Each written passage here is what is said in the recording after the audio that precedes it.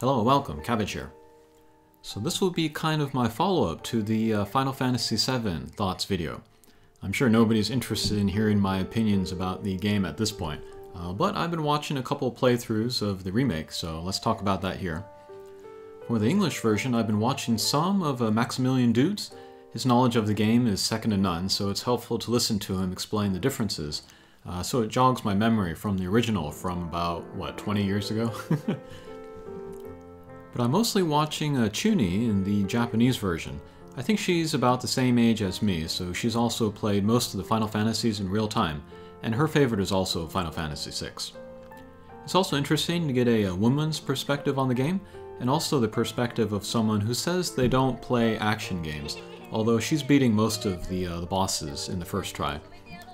She also reacts in outsized ways, like when the game is trying to get you to laugh, she'll laugh.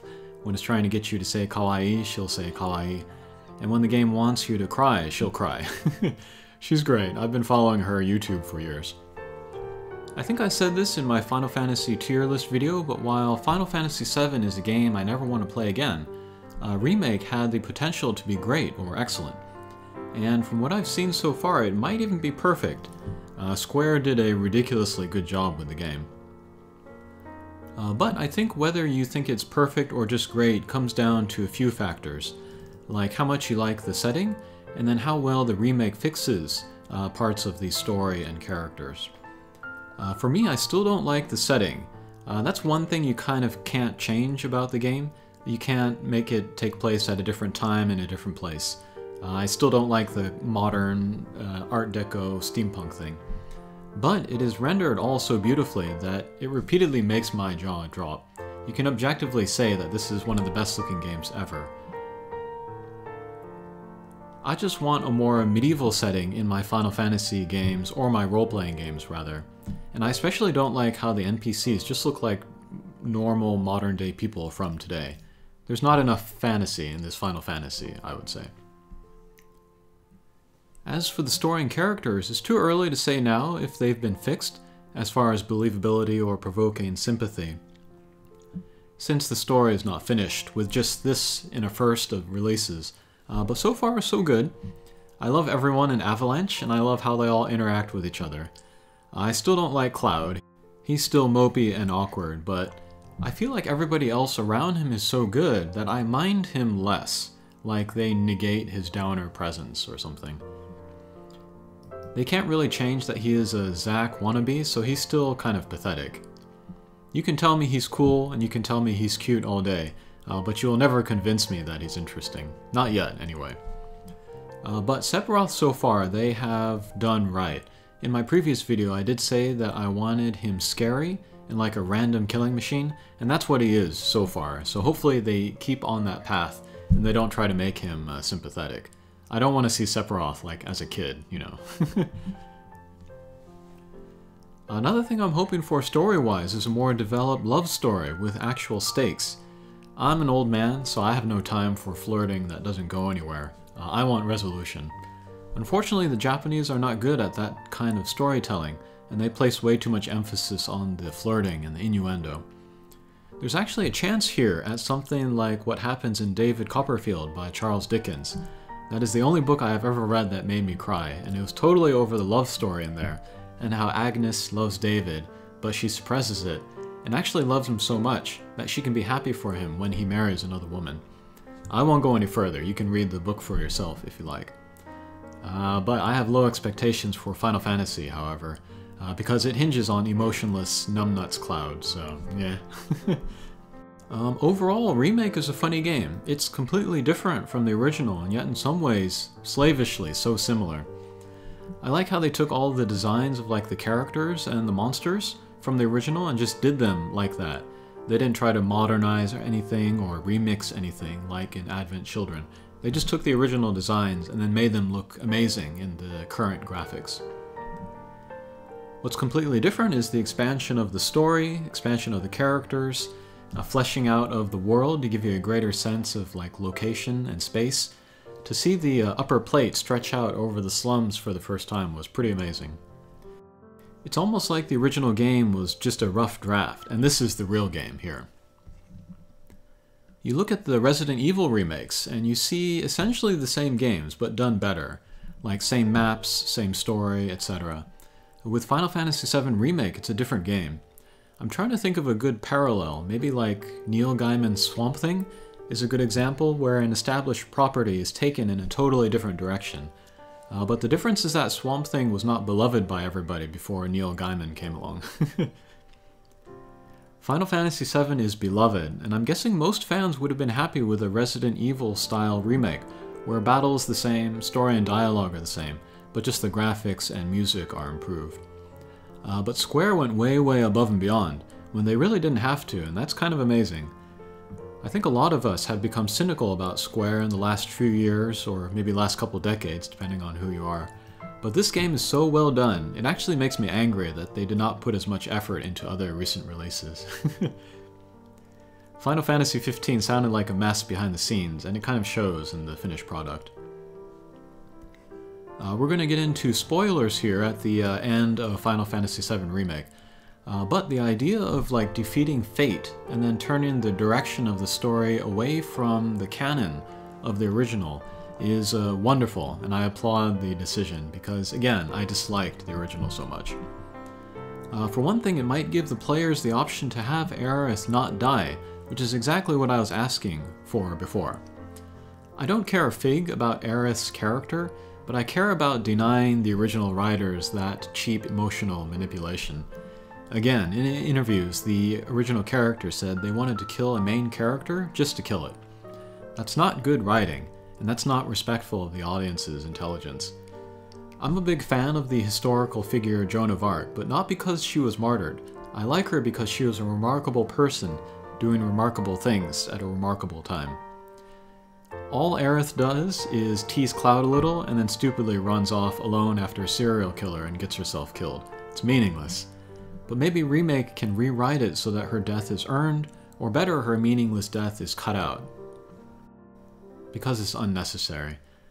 I want the writers to make me care about her character and her arc. I want them to put a little effort into it.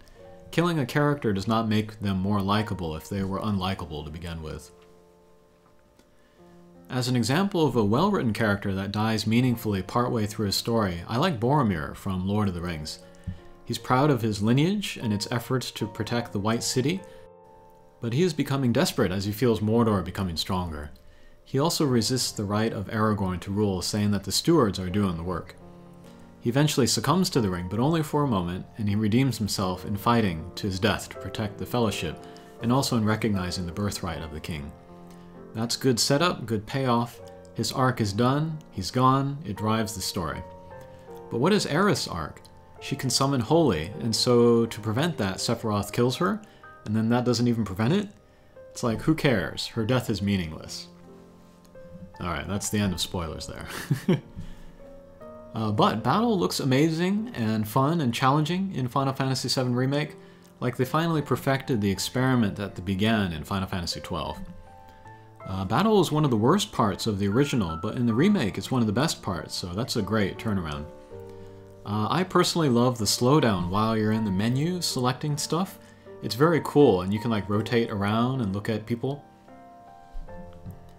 One thing I wonder about is that during the slowdown there are like lots of frames of animation, but like are all those frames also in the regular speed?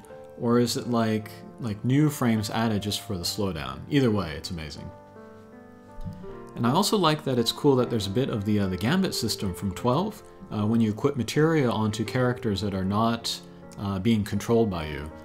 So it just goes to show that battle system was like underrated and influential. The materia system is similar to before, which is disappointing to me, but not surprising. It's a key element of the game, so it should be in there, but I didn't like it because it made every character play the same. But in Remake, different characters have different traits to their normal attacks, like Barret has ranged attacks and Cloud has stances, but also weapons have unique abilities, so where materia unfortunately drains characters of individuality, the normal attacks and the weapon skills make up for it. So there's like real differences in battle strategy, depending on who is in your team. Next, let's talk about voice acting. If you know me, you know I overwhelmingly prefer the original Japanese in pretty much all media, and generally hate all dubs, although Final Fantasy XII has a good dub. One of the main reasons is that there is so much culture and information in the quality of voices. Voice acting in Japan is so specialized and stylized, and part of the reason is because the history is so long, and so like little by little, all of the voice acting has been like polished and polished and polished until you have this diamond now. And when I talk about the quality of the voices, I don't mean like the degree of excellence. I mean the characteristics, like the pitch, the rasp, the bounce.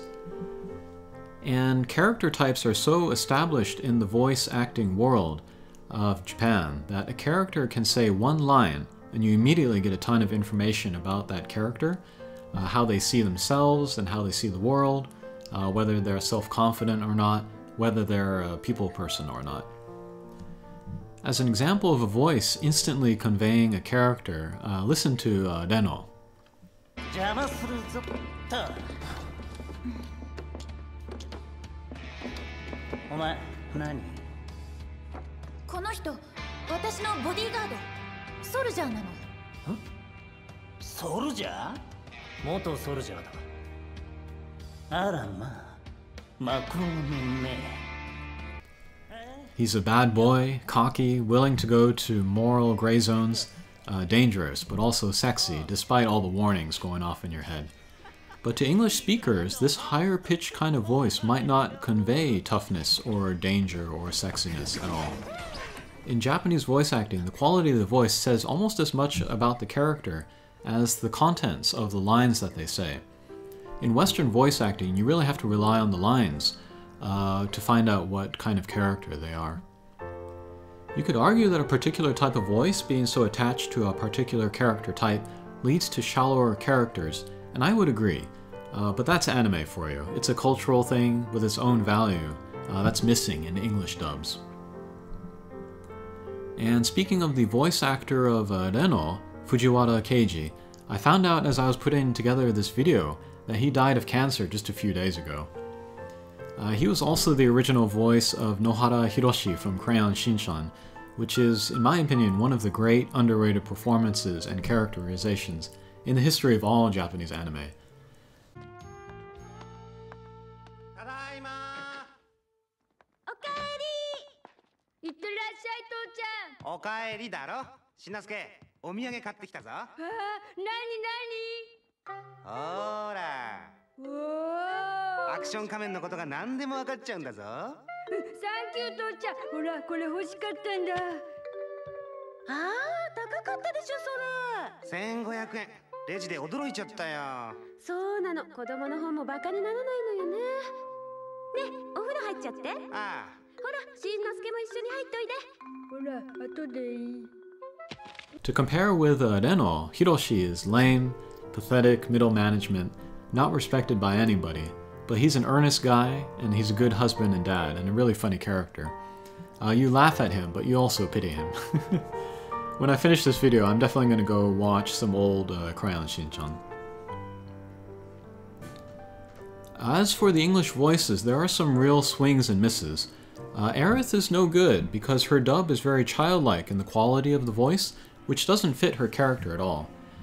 If you listen to the Japanese voice and you weren't familiar with the lineage of that type of voice, you might just hear like Alvin and the Chipmunks and think, okay, we'll just give her a kid voice in the English dub. But if you're more familiar with Japanese voice acting, then you can hear that she is clever and kind and cheerful and has seen some things. She's optimistic, but she's not naive. How much of that is conveyed in Aerith's English dub? It's zero. But it's not the voice actor's fault. I blame the voice casting director for simply being ignorant of that lineage that is missing in the West. Another big swing and a miss is Sephiroth. In the original Japanese, he's very charismatic and powerful, but also scary, and the English dub is none of those things.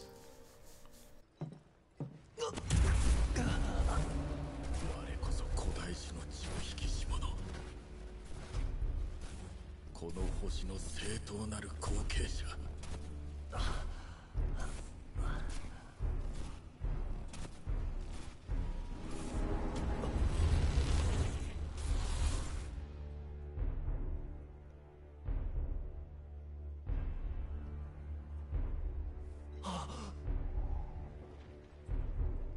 た守れなかったな。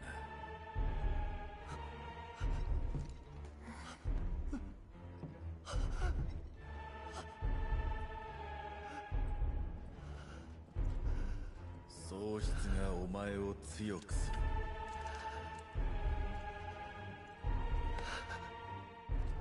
それでいいのか。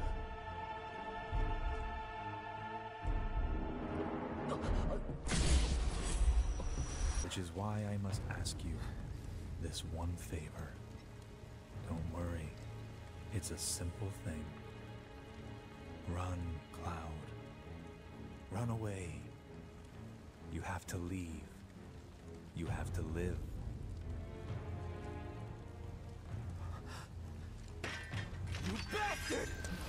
That's just poor casting on the part of Aerith and Sephiroth. The casting of Wench, however, is kind of genius, in that it meets the Japanese counterpart kind of halfway, but still works in the English. In the Japanese, Wench has a goofy, lovable fat guy voice, and yes, there is such a thing in Japanese voice acting. But the English dub, they got Badger from Breaking Bad, who has kind of a similar rasp, but still conveys goofy and lovable to English-speaking audiences. Finding an English voice that carries the connotations of the Japanese voice, but successfully relays that meaning to English-speaking audience, should be the goal of voice casting directors. It's not easy to do, but Wedge is a good example. Okay. Barrett is also perfect in both versions. And by the way, I love Barrett's eyes. When he takes off his sunglasses for the first time, I was really struck by them. He looks totally human and surprisingly kind. He's my favorite character here in Remake, even though he was annoying in the original. I also always really liked Rufus, and he was cool in Remake as well. Alright, I think that will do it for my impressions video of Final Fantasy VII Remake. In short, the game is a love letter, both to the game and the fans, but at the same time it pulls the rug out from under all of us. Our expectations of the remake were flipped, but so were our expectations of the company, Square, itself. It's a fascinating thing to witness and a good product that came out of it. I'm looking forward to the future parts, and I'll be looking closely at how they handle Cloud's character, in particular, to see if they make him at all interesting or relatable. Alright, thanks for watching, and we'll see you again. Take care.